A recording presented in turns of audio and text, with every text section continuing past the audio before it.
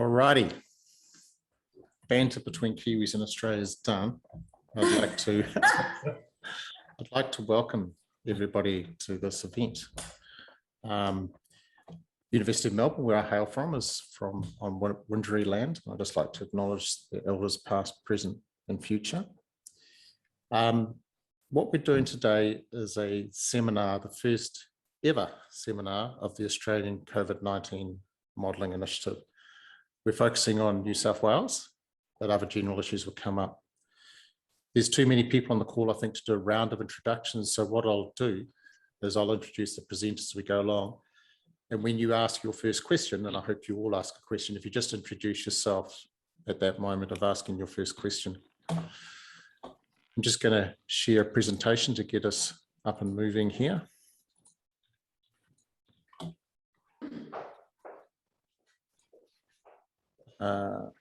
George, can you see the full version? Yeah. Sweet. And I'll just reduce everybody in size here. So yes, welcome to the Australian COVID-19 Modelling Initiative, or what we call AUSCMI. That's our website. And as I said today, we're going to focus on New South Wales. I just want to tell you a little bit about the Australian COVID-19 Modelling Initiative. We formed it in response to concerns about lack of transparency, both for the public and for experts on COVID-19 modelling in Australia. It's not a formal contracting entity. You can't come to AUSCMI and ask us to do your modelling. We're just a bunch of modellers coming together because we share this concern and also a vision to help with the Australian crisis that we're in at the moment. We basically have contributors. So far, it includes the unit that I head, the Population Interventions Unit, and our model is called the COVID-19 Pandemic Trade-offs one. The Burnett Institute, oh, and by the way, Jason Thompson from the Melbourne School of Design sort of co-leads our contribution to this initiative. The Burnett Institute with Margaret Hallard and Nick Scott leading that contribution. Biosecurity Program, University of New South Wales with Raina McIntyre leading that contribution. The Centre for Complex Systems and Sydney Institute for Infectious Diseases, which is led by Mikhail Prokopenko, sorry, Mikhail. And then George Milne and colleagues from the Department of Computer Science and Software Engineering.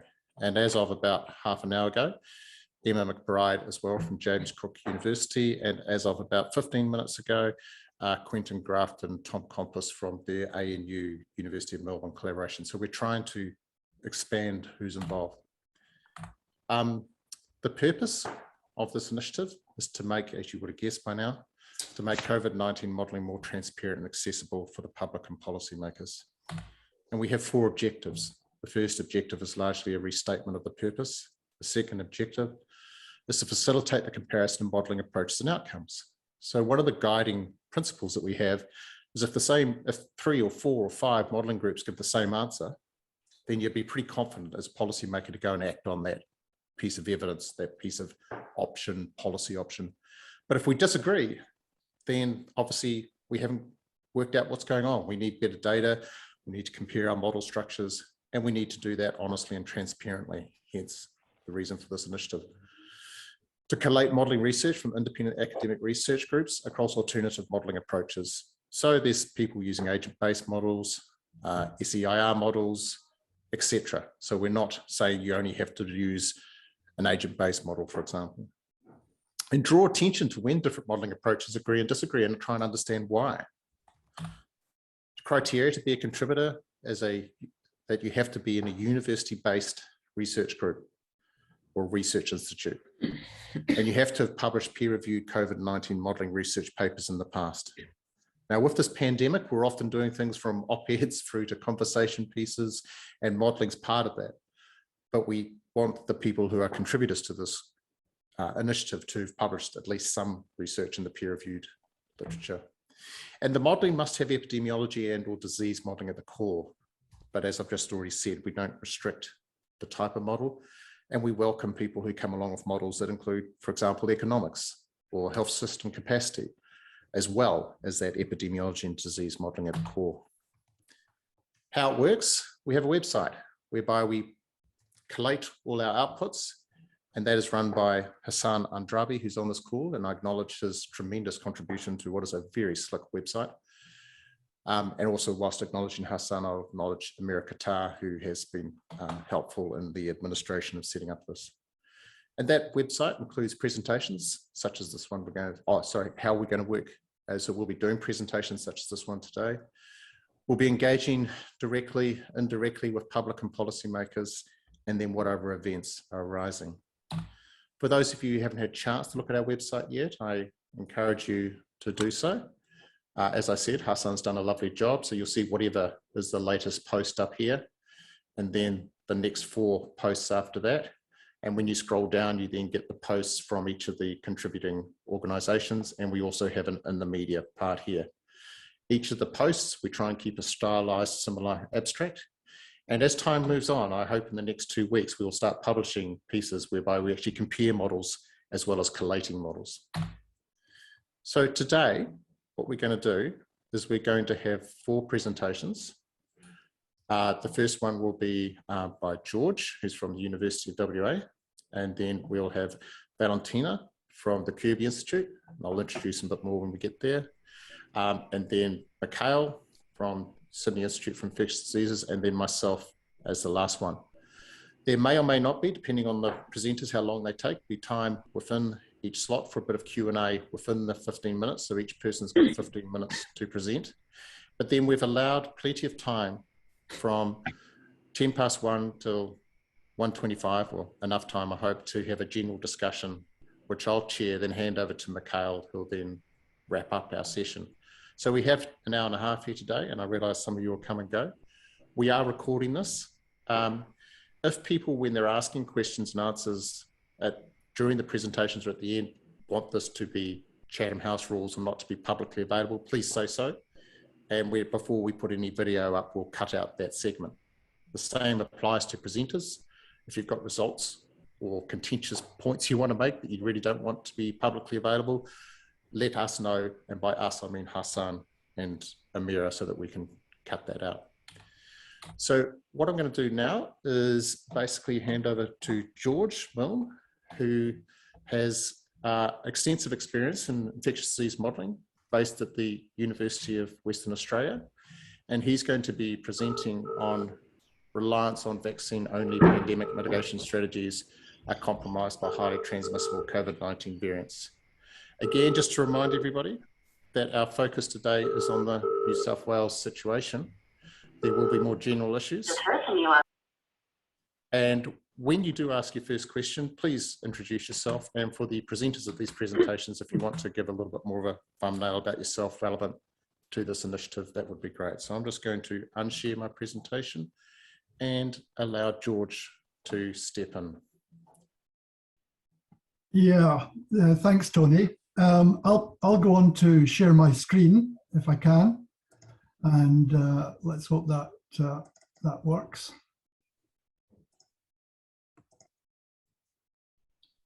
Yeah, there we go. Can you see that? Yeah, we can. Good. So, yeah, this is work we've been doing since, well, I guess February last year on COVID-19. This current work is funded by the Western Australia Future Health Research Fund. It's continuation of work we've done on modelling influenza, including influenza vaccination, and it's based around previously developed models that we have in place. Just to give you some background of what we're doing here is, if you see this slide up here, this is just a schematic of the various steps that we're going through in the current work. So what we're doing here is we're taking an individual-based simulation model. It's been personalized to reflect COVID-19 transmission characteristics. So we got these out of Wuhan in January of last year. It's a model, we're modeling this is a model actually of Newcastle in New South Wales that we're using. So 273,000 people, and we're scaling the results up from there. But it's a detailed model of the population of Newcastle. The actual model sucks in census data to build the model, to populate it. It has disease parameters, as I said, COVID-19 transmission characteristics. Originally, the Wuhan native strain, if that's the right term. And then we looked at the Alpha strain and currently the Delta variant.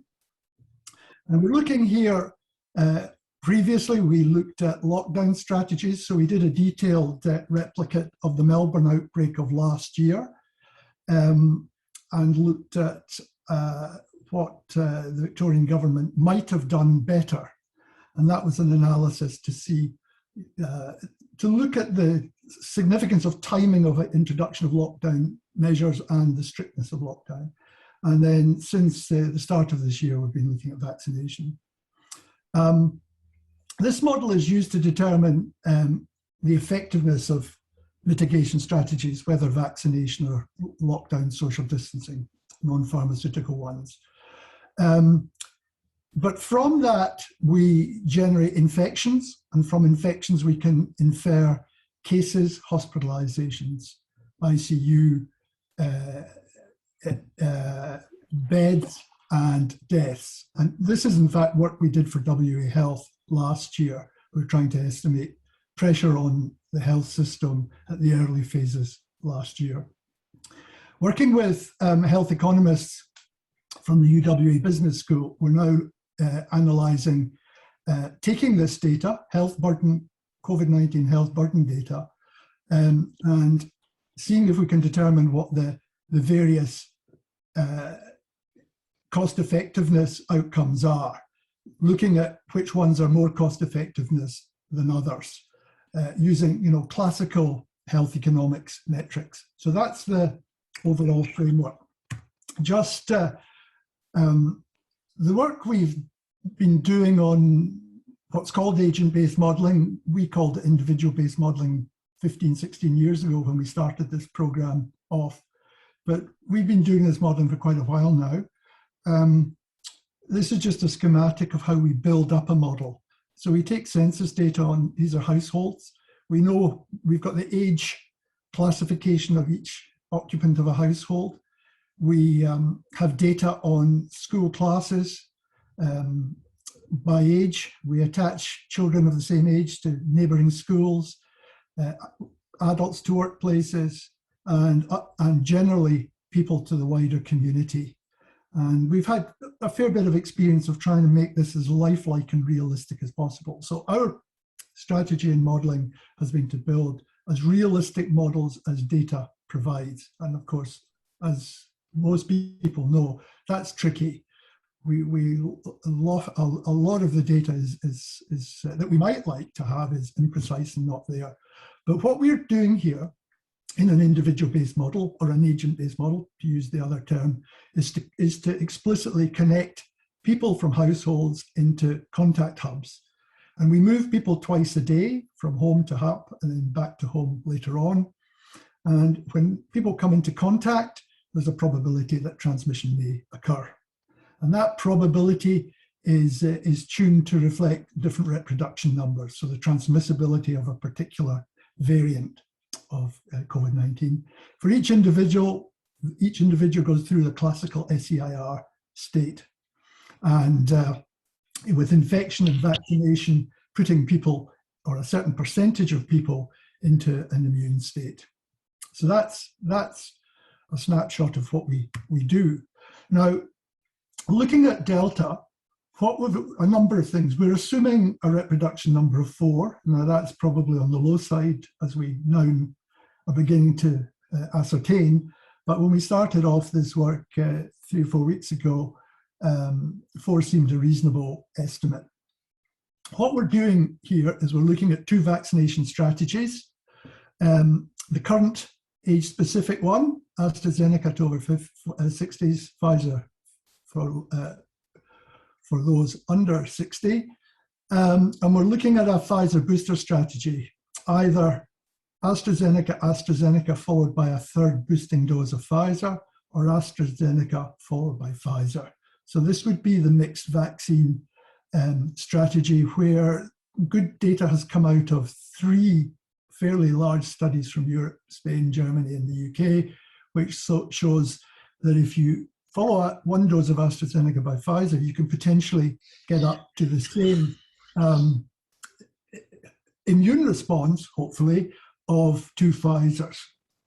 And one of the other issues that has come out with Delta is there seems to be a challenge with the efficacy of AstraZeneca double dosing.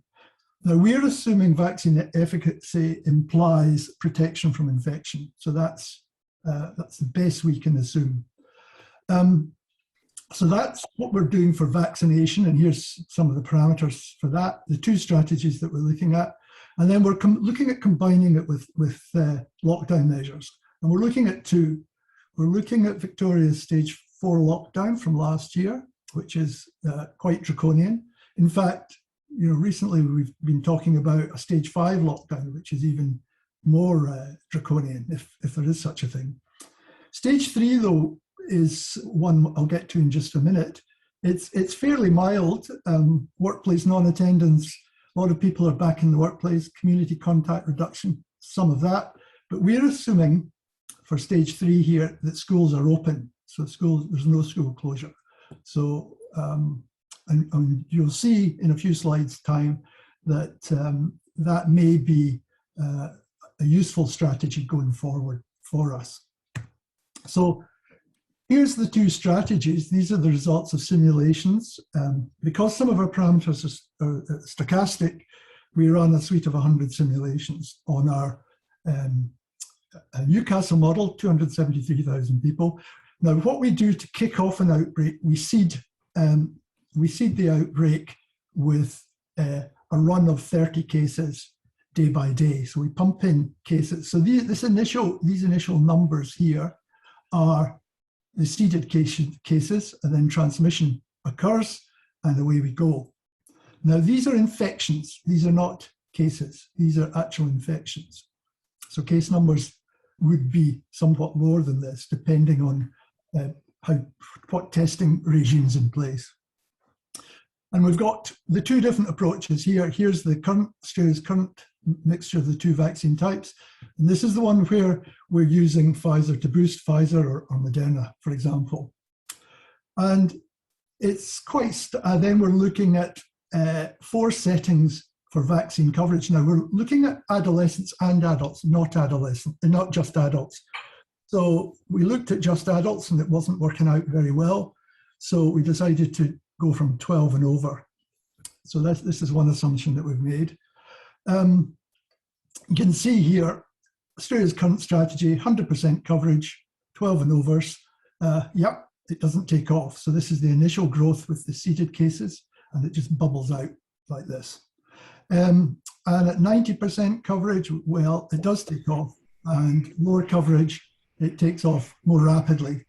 Here's the cumulative number of infections for the current strategy. Here's cumulative numbers for the boosted strategy. And you can see already that there's a difference between the boosted strategy and this strategy.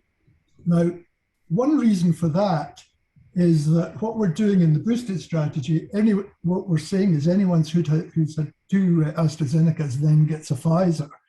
And they'll have had that before this, they do the modeling. So people who had less of an immune response to AstraZeneca get it boosted by the Pfizer vaccine. Now, if we look at raw numbers, this is the number of infections in a population of 5.1 million. So we've scaled this up to Greater Melbourne or Greater Sydney. Because each individual is in a particular age band, we can work out the ages of those becoming infected. So here's the, you can see that up here we've got the elder. Now, there's some obvious thresholds we can see here. There's a threshold between round about 80% coverage of 12 and over. And there's another threshold here from 80 to 90, and then an alarming one, well, not alarming, fantastic one, up to 100% coverage. So what does this tell us? Well, it tells us that we're unlikely to get 90% coverage. If we can get 90%, the boosting strategy is significantly better than the current strategy. But on the basis that we might be struggling to get even 80% coverage for 12 and over, we're going to get a lot of infections. So what do we do next? Well, we look at... just another minute or two, please, George. Another minute or two. I'll rattle through it. So we can look at banging in stage 4 lockdowns. That completely flattens it. Okay, so it works really well. These numbers are very, very low. So that's draconian lockdown, but we're not wanting to do that. So what we'll look at is combining these vaccination strategies with stage 3 lockdown, but with schools open. And you can see there's a threshold between 80% coverage here and 90% with the current strategy, and 80% is looking pretty good even with the strategy. So this is the second last slide. So forget about this top bit, that's hard lockdown, but this is combining vaccination with this mildish lockdown with schools open. And there's very, very clear thresholds here between 70% coverage and 80% coverage. So something's happening here. Well, we've actually looked at this in very fine gradations of coverage, and it's about 76% that gets us this tipping point between significant numbers of infections and much, much lower numbers. And you can see if you look at the elderly, there's a significant benefit with this boosting strategy too. So last slide, just some key findings. We're looking at 12 and over. We're looking at an mRNA boosted strategy. We're seeing that we do still need social distancing measures. We probably can't get away in an outbreak with just vaccination coverage levels or reasonably achievable coverage levels. But stage 3 lockdowns with schools open can work well, and works even better if we are vaccinating with a boosted strategy. So this is a sort of, if you like, a halfway house between draconian lockdown and no social distancing measures at all. So these are really where we're at in terms of vaccination modelling. Thank you very much, George. That's certainly similar to what we're doing as well with that mix required. If you have questions for George, we'll just hold them over to the discussion at 1 o'clock or just after 1 o'clock. But what we'll do now is we'll hand over to Valentina Costantino from the Kirby Institute. Are you there somewhere? Hi. Yeah. Hi, yeah. everyone. I'm Valentina. Okay. Nice to meet you. Great presentation. So if you just unshare there, George, so that Valentina can share as well. And I just, as much as I know about Valentina, is that she's a mathematics and statistics type of graduate who's moved to the Kirby and is doing infectious disease modeling. So over to you, Valentina. Thank you. I will share, let me see if I can share my screen here. Share the screen. Here we go.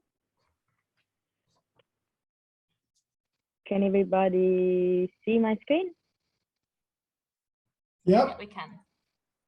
Okay, perfect. So yeah, this is a study that we did like for, not for the Delta variants, but it was like for the previous COVID-19 variants. So like in this study, we still considered like an R0 of about 2.5. And we did this study when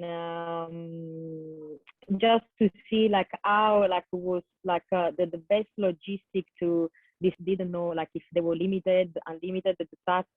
And so like we did these scenarios of like modeling the we used a deterministic mathematical modeling, and with like we model like limited supply of a vaccination And we built a model was simulating like age targeted and ring vaccination strategy for distribution, or we had like a scenario where like the doses were unlimited, let's say like enough to cover the entire population of New South Wales, and we distributed it as mass vaccination.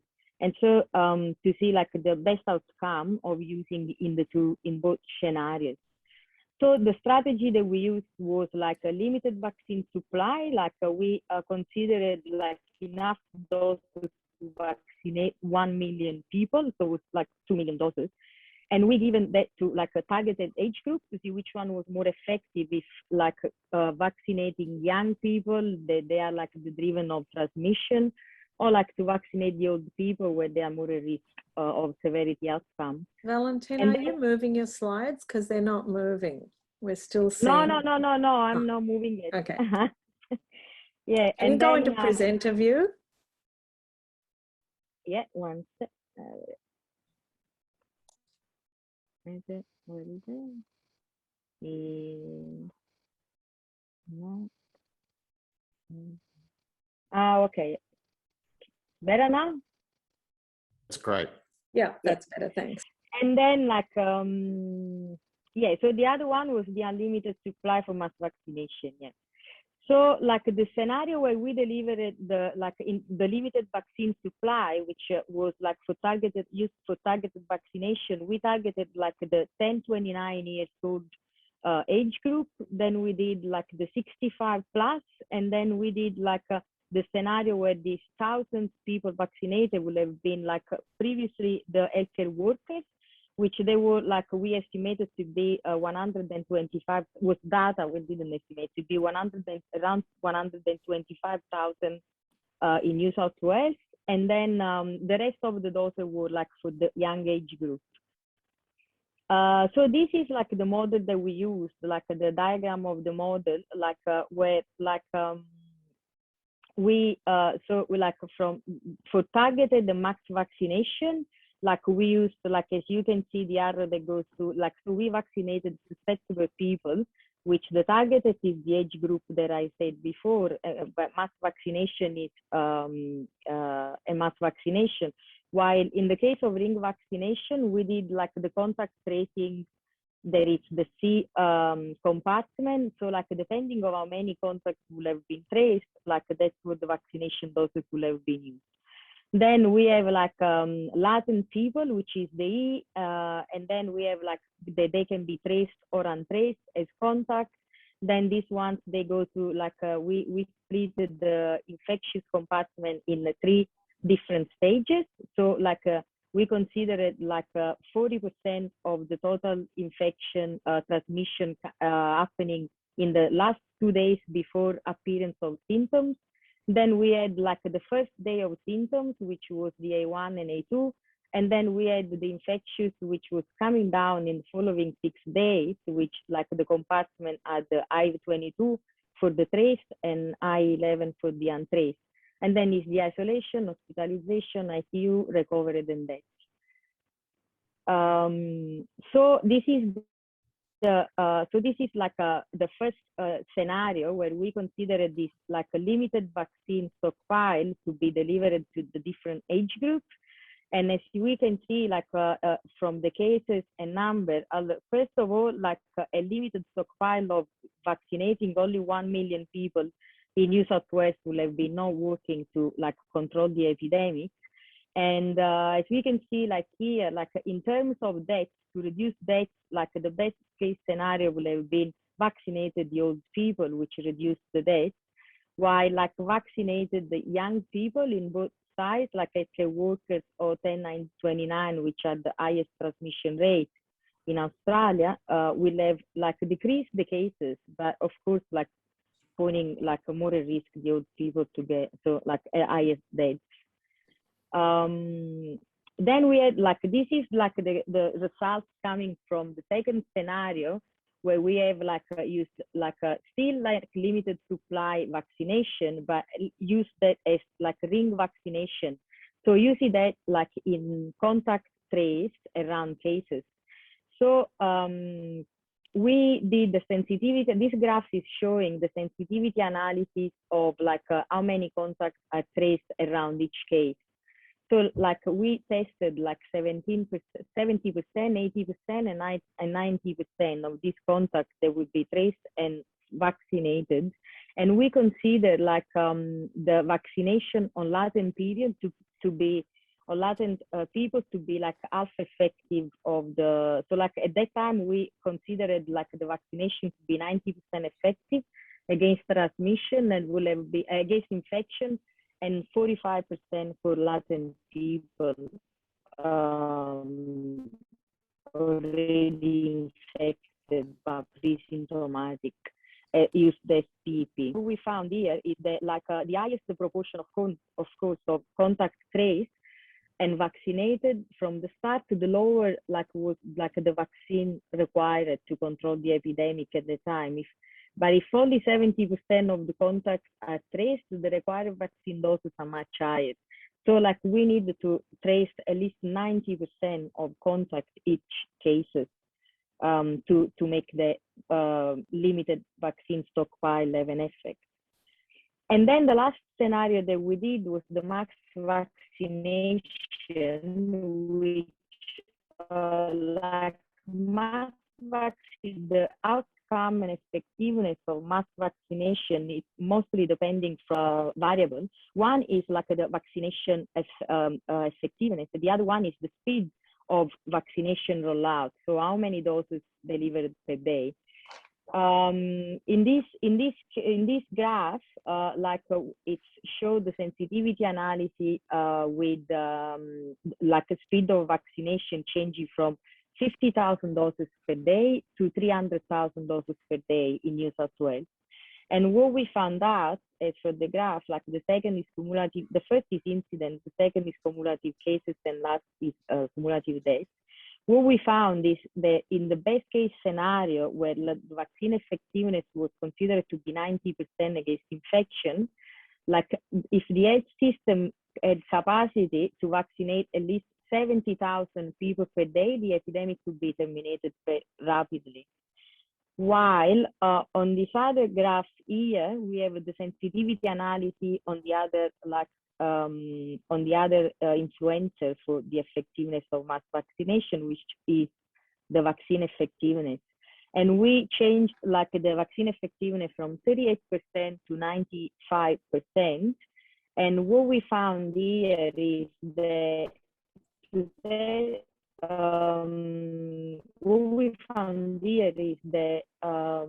with the vaccine infection, like vaccinating 66% of the total population, which was approximately 5.4 million people in New South Wales, will have provided immunity. But we are still talking about an R0, which is like 2.5. Yeah?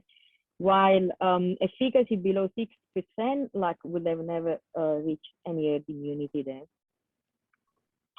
So what we found in conclusion, which was like what happened actually in New South Wales, was that like with the limited vaccine stockpile, the most efficient way to deliver vaccination doses would have been ring vaccination, assuming that 45% efficacy will have been SPP, and at least 90% of the contacts will have traced and vaccinated for each case. While if in the case of the supply of vaccine be adequate, like unlimited, so at least enough to cover the entire New South Wales population, mass vaccination will have been very high efficacy if like there is a rapid uptake, which will have been at least from the start 75,000 people vaccinated, like doses delivered per day. Sorry. So which even this hasn't been like the case in New South Wales at that time.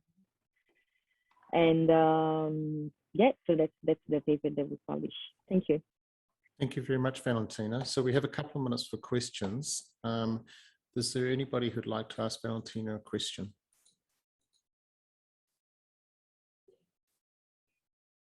Emma? Well, I've got a question for all models, which is what they're using for their contact matrices, age specific in particular. Well, sorry, what we use for the contact rate? Yeah, the age-specific contact matrices. Y- Are you yeah, using we age-specific matrices? yeah we use we use the contact specific matrix, which are matrix like there are two studies. The first was the polymod study that was a long time ago published, and then like there was this other study that did the projection of the polymod for 152 different countries. So we took So like PREM, the you're using Australian one. PREM 2017 PREM. Yes, yes. Okay. And then they like the contact matrix, yeah, it's like a 16 by 16 age group. So they are like 4 years old wide from 0 to 75, and then they have 75 plus at the end. Thank you. Thanks. We're also using that. We have a lot of concerns about those matrices, but they're all we've got. I'm just wondering if everyone's on the same page. They're doing the same thing. Yeah, there was like not many other like studies like having actually age specific matrices like projections from like you know, all different countries. So at the start, before 2017, we were using like the polymod one and the few one, but there was no estimation. It was actually calculated. So for example, for previous study, we used the UK one adapted for Australia because like based on an idea there was like a very similar culture. But then they did this projection, yeah, the study that you talked like in 2017, there was like the Australian one. So we used the one, yeah, but it's been none done after that. George, do you use those contact matrices as well? No, we build it up. We build it up sort of intuitively by connecting, by weighting, contacting the community, weighting it by age group, and in terms of school kids by class members during class time, and weighted towards same age groups at weekends and in the evenings. So it's we don't directly use polymod. Whether it's our contact matrices or our implied contact matrices would be the same, I don't know. That's something we might have a look at. And as a segue into Mikhail's presentation, from our perspective, and Jason may want to comment on this, we are a bit more similar to George with using different places that people come together, schools and stuff, to determine the context between different groups. One of the things on our list to do as we further evolve this model is to see what the contact matrix would look like given that agent-based structure, and it is one of the calibration tasks that we have at hand. Stephen, I see you've got your hand up. Have you got a quick question there, and then we'll hand over to Mikhail. Hi, Tony. I'm Steve Corbett from Western Sydney Local Health District, and my question is very pertinent to our situation. What are the effects of extreme variation in R0 within a population? Because that's what we're seeing in Western Sydney. And that's a question for Valentina, I take it? Both, I think, for Georgia and Valentina, because and just a comment on Valentina's, I think the logistic problems of ring vaccination are immense in a situation that we've got at the moment. So so I think we have to depend on mass vaccination, but I'm particularly interested because we've got extreme levels of transmission in some parts of our patch and not much in others. So yeah, it's a good point. Yeah, Valentina, I mean, any like, comment? Can I just comment on that issue about ring vaccination that Brad asked? I mean, this was done last year, and it was for, you know, last year, the D614G with a R0 of 2.5. And if you've got a longish incubation period, you know, 6 to 12 days, it's quite feasible to do ring vaccination. And that was the scenario here. Clearly with the Delta, with the shortened incubation period, you'd have to be doing contacts of contacts if you wanted to do ring vaccination for it to be feasible. I still think it's feasible to do contacts of contacts, but you know, when it's huge, when it's far too big, the time to do it would have been back in June. It's probably, you know, not feasible to do it now. But it has been very effective for other infections, usually with a reduced efficacy, like for smallpox, measles, and hepatitis A. It's you know, quite effective as post-exposure prophylaxis. Thanks, Raina. So just brief comments, please, from Valentina and George on extreme heterogeneity, and then we'll move to Mikhail. Yeah, this is George. Well, I think if you've got, you know, high local transmission, you know, if you've got an area where the reproduction number is 6, 7, something of that order, then clearly measures that work for a reproduction number of 4 are going to be less effective. That's just blindingly obvious, I'm afraid. And Valentina, is there anything you want to say about extreme heterogeneity? No, I think like I agree with Ryan. I mean, like definitely it's not feasible like to do ring vaccination in the Delta situation. But yeah, this was a study like we are now like this was a study like on the previous like variant. But we are doing that like now, like updating and see with the increase of the R0 like up to 6, and yeah, like as we saw, like in the reality, it's like contact tracing is no, we don't have the capacity to do that yet for sure. Okay, so Stephen, I'll come back to heterogeneity in my talk, a bit of speculation. Tim Wilson and Jason, be primed. I'm going to throw questions when I'm presenting about heterogeneity. So we'll come back to that, Stephen. I'd now like to invite Mikhail, who I imagine is known pretty well to most of you, Mikhail Prokopenko from the University of Sydney. Mikhail, the floor's all yours. Oh, and Valentina, you'll need to unshare first. Thank you.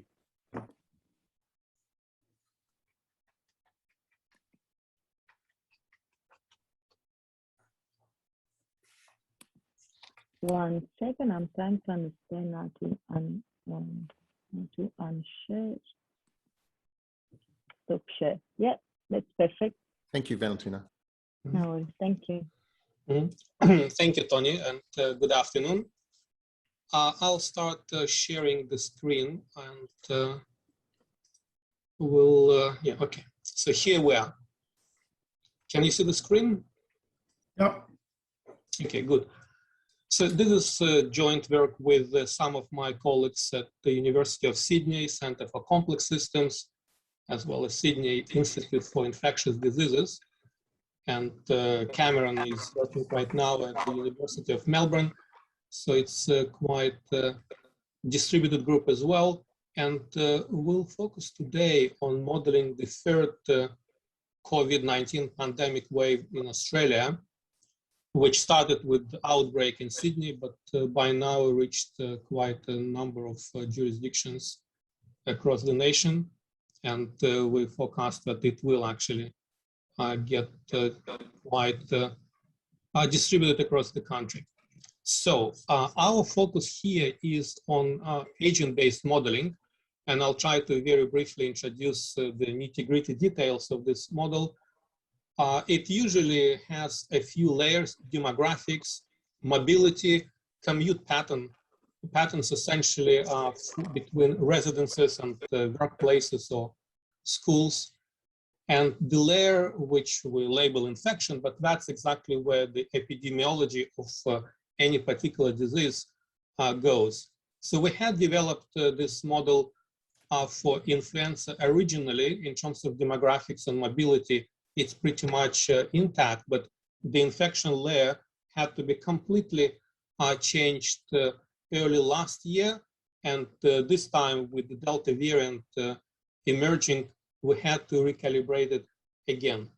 So we use census data and represent about 24 million agents using 2016 data, but that could be scaled a little bit using the most recent ABS data. And in modeling the transmissions, we start with some seeding scenarios and then focus on the impact of different interventions, including non-pharmaceutical interventions, case isolation, home quarantine, social distancing, as well as vaccination, which is the only available pharmaceutical intervention. Hopefully we'll get to model some antiviral prophylaxis when these drugs become available. So the actual structure of the model and the simulation is split between daytime and nighttime. So during the daytime, people interact within their working groups, which again are represented to match the census characteristics. During nighttime and weekends, we simulate interactions in households, household clusters, neighborhoods, and communities. So at every simulated day, we have 2 simulation cycles, one for the mixing contexts around households and communities, and the other mixing contexts in working groups or schools and classrooms. Each individual agent has a number of attributes to reflect the demographic characteristics, commuting patterns, the usual suspects in terms of the state: susceptible, exposed, infectious, infected, infectious, recovered, natural history of the disease, and then set of attributes related to compliance with any of those NPIs, non-pharmaceutical interventions, and then the vaccination status as well. Just an example of the population partitioning. Here we have on the left partitioning in terms of statistical areas. That's the census nomenclature. On the right, you see an example of destination zones, which then get aggregated within statistical area 2 type of entity. And again, during the daytime cycle, we simulate the interactions on the right-hand side, and during the nighttime, we simulate interactions in the residence specific areas. And again, daytime, nighttime is just a label for the simulation ticks. So a summary of the features: we have data from the Bureau of Statistics as well as Australian Curriculum Assessment and Reporting Authority. Household size and composition vary across different local areas, reflecting obviously a lot of demographic heterogeneity. Commuting patterns are represented and reconstructed sometimes to reduce the amount of noise which ABS introduces specifically to anonymize this data.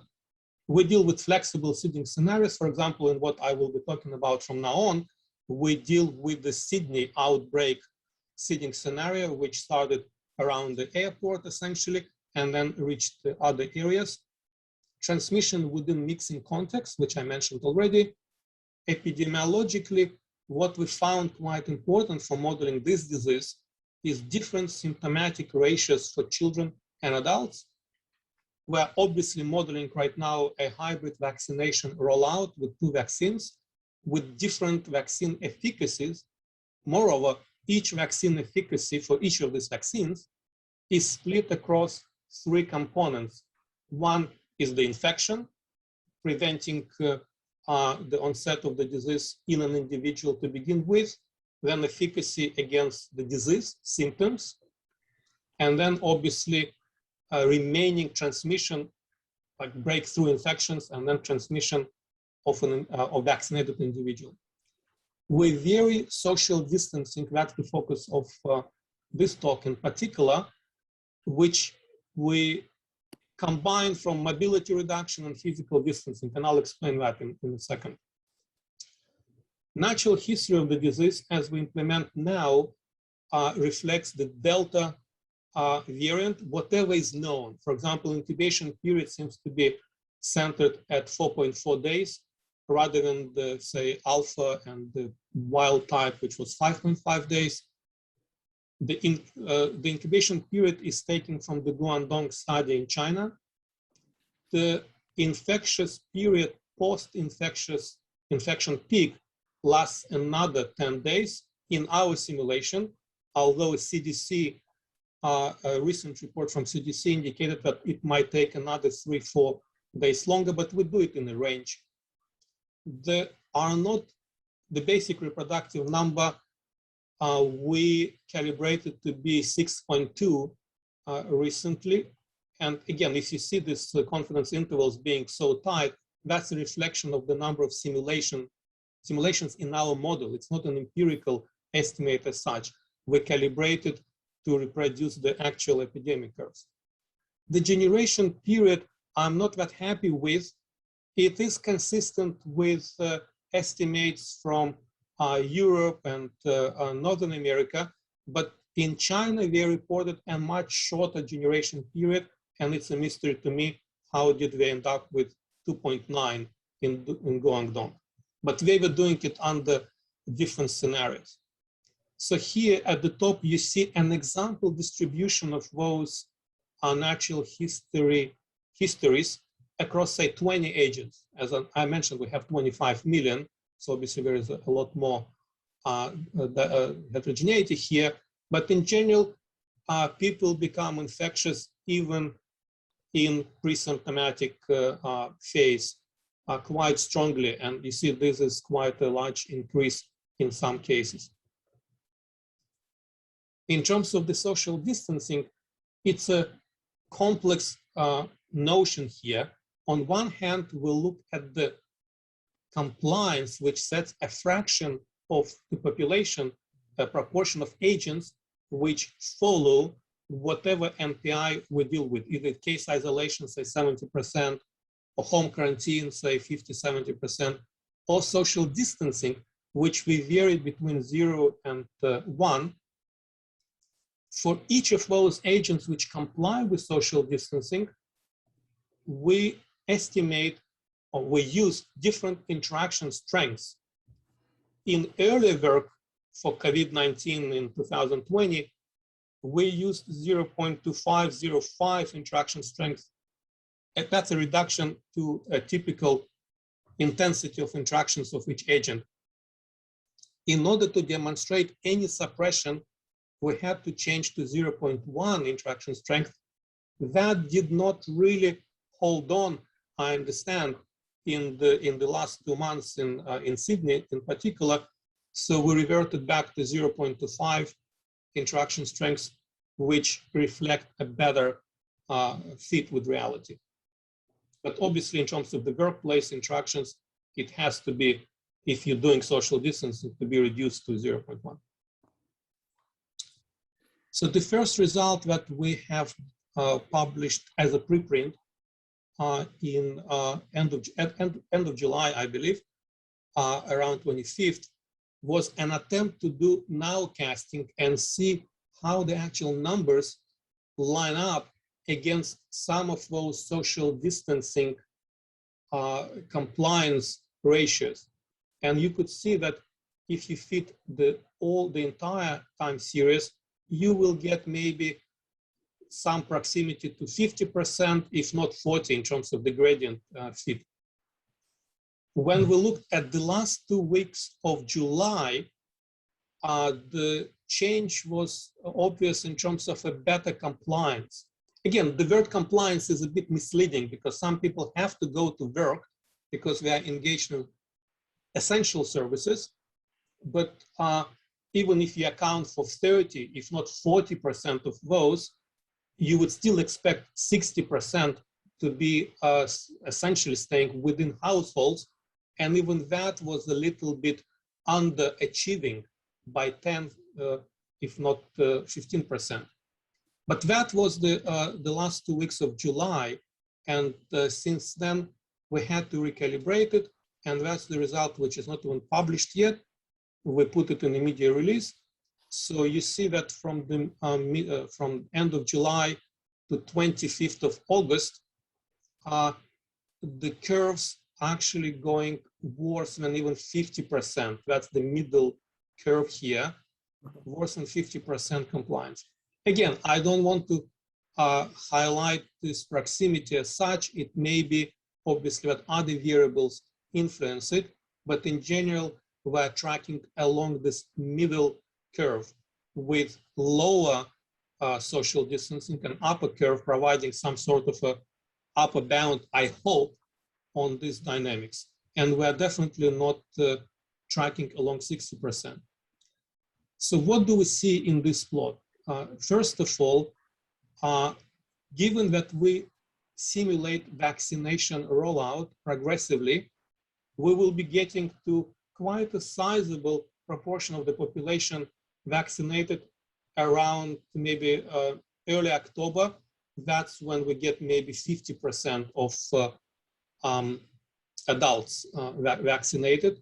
And this dashed line shows 80% of adults vaccinated, give or take, 76 to 80%, and 90% is projected to be mid-December.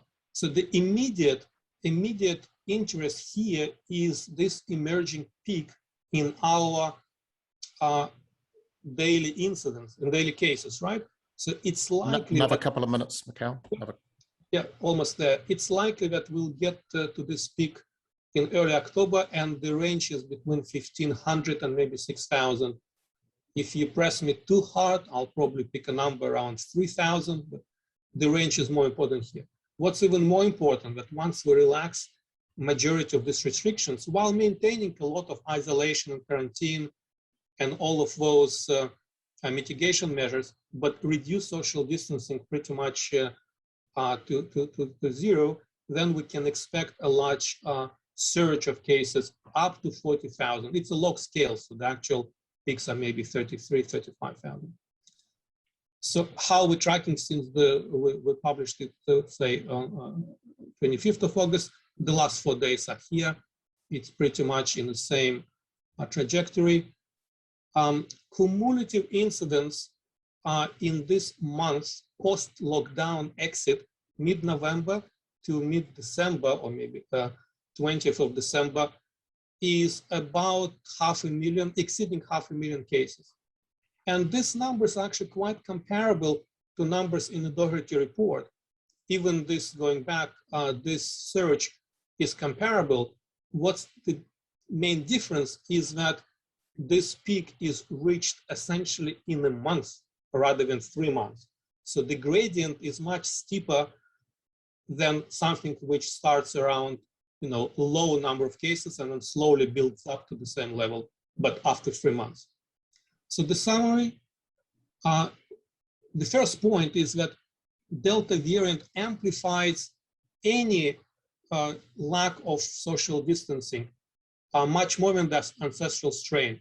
Even a few percent of discrepancy in non-compliance would be amplified quite strongly.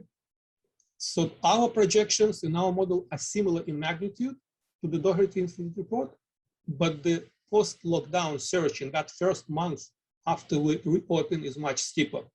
So we have essentially two possibilities: soft landing or crash landing. And that would depend on some targeted social distancing and preparedness of our healthcare system. So what I would argue for, that we need to have, in addition to a target around the 80% or whatever the number is of vaccinated adults, we should have a separate target for eligible children. This is not even a modeling question. This is an ethical question. Children should have an opportunity to get vaccinated at the same extent as adults. And I would like to have, in a detailed national plan, a set of surge capacities defined not just in total, not even at the state level, but also at the regional rural areas. Thank you.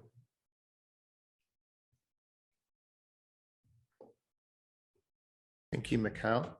In the interest of time, please hold your questions for Mikhail. Mikhail, if you could unshare, thank you. If people have questions, if they could start popping them into the chat, and then Mira will keep an eye on them.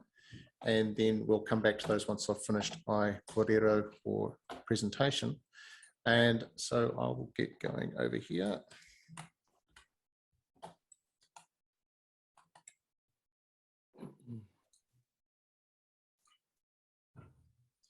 So can somebody, Amira, can you just confirm you see the slides up there? Yeah, it's on presenter view. Brilliant. No, Okay. no, sorry, it's on the wrong view. Not brilliant. Hang on. Yeah, no, that's Let me try again. Here we go. I'll stop sharing.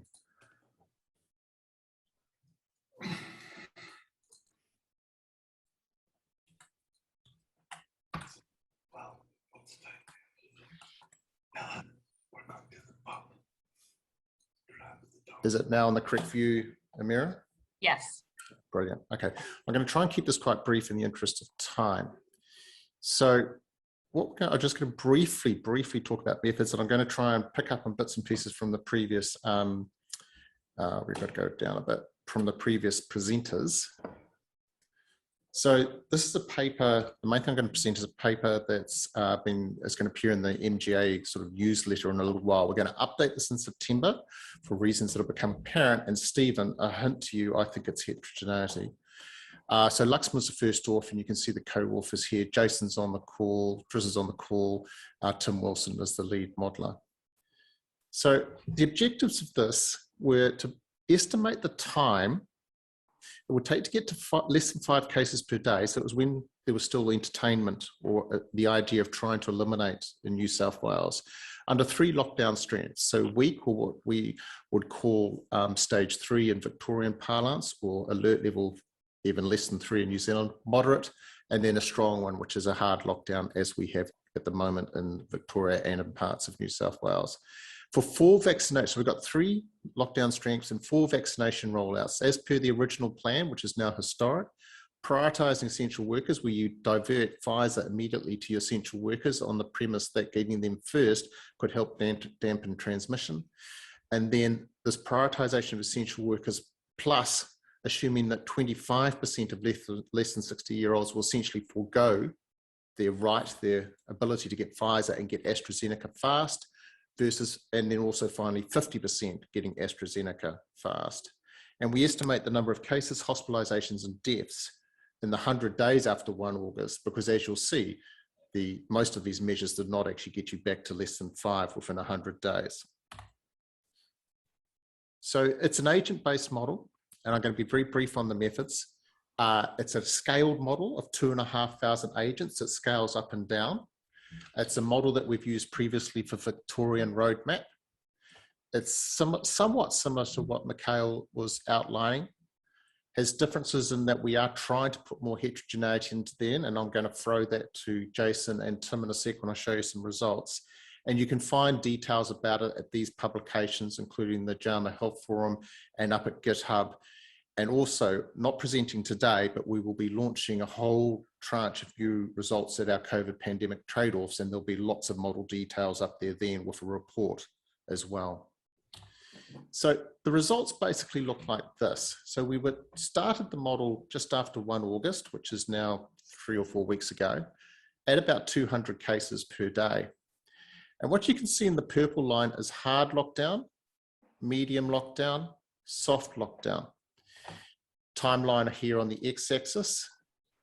And then you can see the 90% uncertainty bands.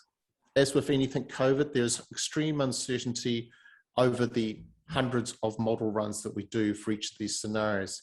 You can see here the targeted date at that point in time when we thought 50%, 70%, and 80% of the eligible population would be vaccinated.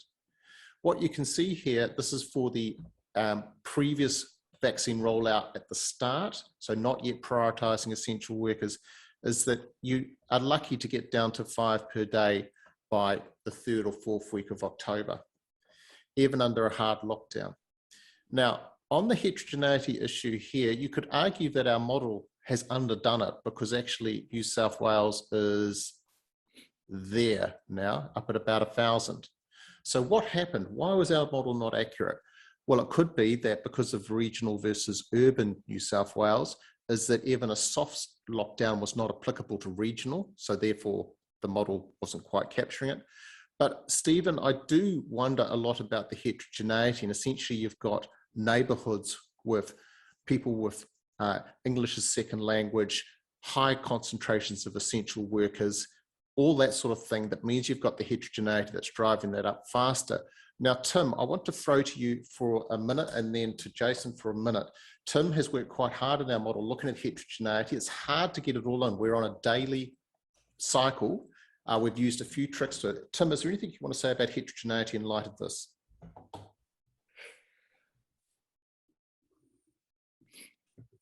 Tim, are you there? Okay.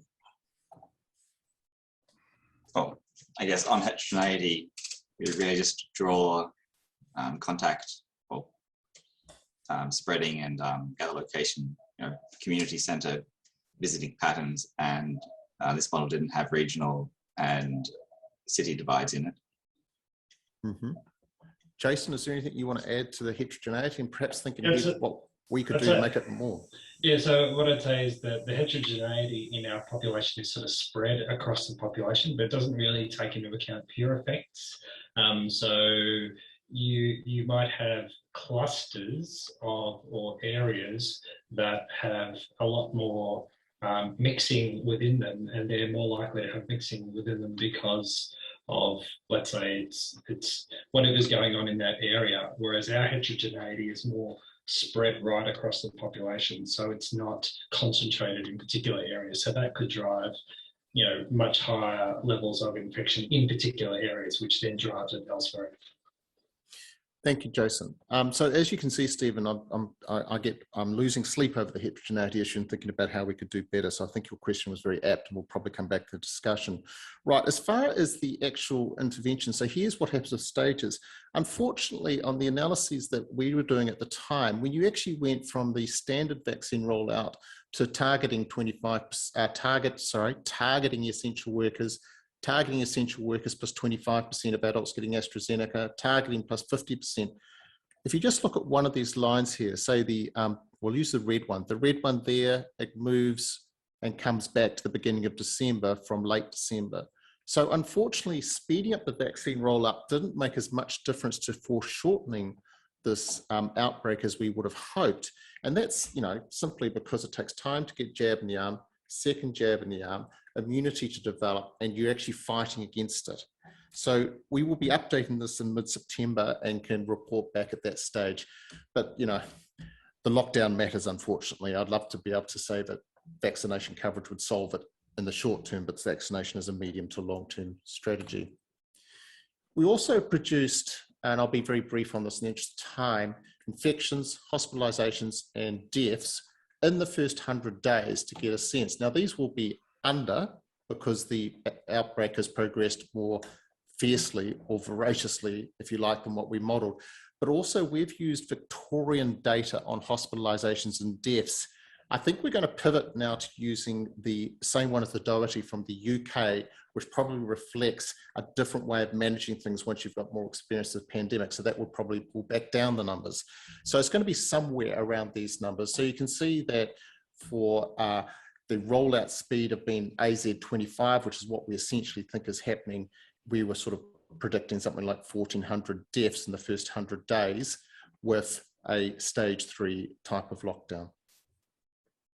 What I want to do now is I want to pivot to something that's really bothering me in the last 48 hours. I'm losing sleep over this. And it's just one example of the things inside our models that we need to worry about. And I just want to walk through this as the discussion starter. It's an issue a bit like heterogeneity that I lose sleep over. Let me walk you through it. I think it's important, and I don't think we've talked about it enough. So vaccine efficacy can be done in the following ways. So you've got the vaccine efficacy for any infection. So that's the one that matters most for reducing transmissibility. Now we model 60% reduction in your chance of being infected if you have AstraZeneca double dose and 80% for Pfizer.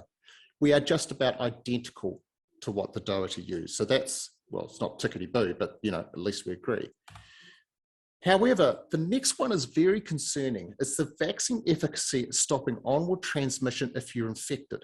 So this is the difference between the person who's vaccinated and infected versus the person unvaccinated and infected, and how much less likely you are to transmit on if you were unlucky enough to get infected on top of being vaccinated. It's highly uncertain.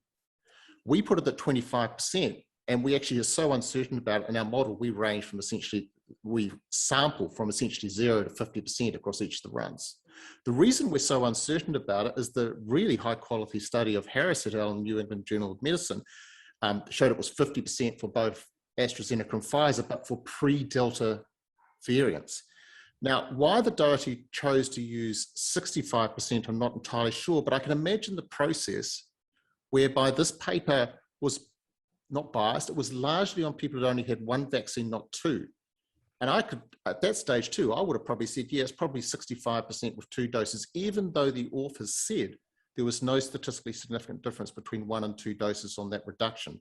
But I remember at that stage, there wouldn't have been enough power. So the Doherty is using 65%, and we're sampling from 0 to 50%. So this is quite an important difference. And I want to demonstrate to you the effect of it, not using modeling, but just using maths. So essentially, that's the formula for working out the vaccine coverage necessary to get your RF to 1 or herd immunity. And so for a vaccine efficacy of that onward transmission of 65%, i.e. what the Doherty-led modeling is using, you can get there just with AstraZeneca at 98% of the population. That's absolutely everybody, infants up. So this is a hypothetical thought experiment or a bit of mathematical exercise. Pfizer, you need less, of course, because Pfizer has that 80% reduction in your chance of getting infected in the first place, whereas AstraZeneca is only 60%, but both are assumed to have this. If you change that to 25%, and the reason we're concerned about this is the studies from Massachusetts, China, Wisconsin, and other places showing that the virus excretion amongst the vaccinated infecteds is as high as amongst the unvaccinated infecteds. So if you assume it was only 25%, this is the percentage of the population you'd need to vaccinate, which is obviously impossible, as 21% more than the population for AstraZeneca and absolutely everybody for Pfizer. How that plays out is as follows. So here's a stack diagram. This is assuming that the R0 is 6.5. And this is the reduction for 80% of adults vaccinated, so 16 plus in our models. That's the reduction for Pfizer being used for all adults, AstraZeneca used for all adults, using the Doherty assumption of 65%. And so you're left with having to get rid of 1.73 or 2.01. You have to lower that by that amount with your public health and social measures or rapid antigen testing or contact tracing. And this is what it is at 25%. So it doesn't look too much more, but it's still a substantial increase. And given things become very sensitive when you get down to 1, this can start to matter. For example, at 90% of adult vaccination coverage, you're looking now at a difference of 1.62 versus 1.26. So essentially, you've got 3 times more height here. You've got about, what is that? About 25% more height here to pull back down, and more so if it was just AstraZeneca and the 2 of them halfway in between. So this is not any criticism at all of the Doherty modeling or of our modeling for that matter. I'm just highlighting one variable that's causing me to lose sleep, along with the heterogeneity issue as well that Stephen has also raised. Mikhail, over to you to wrap up. Yeah, I mean, I would just like to say a few words. Thank you to all presenters and to all participants. I know it's a very busy time, especially if you are engaged in actual management of this situation on the ground. So thank you. And we do appreciate your feedback. So please don't hesitate to send us any comments, questions, suggestions, what we can model, what we should focus on, and so on.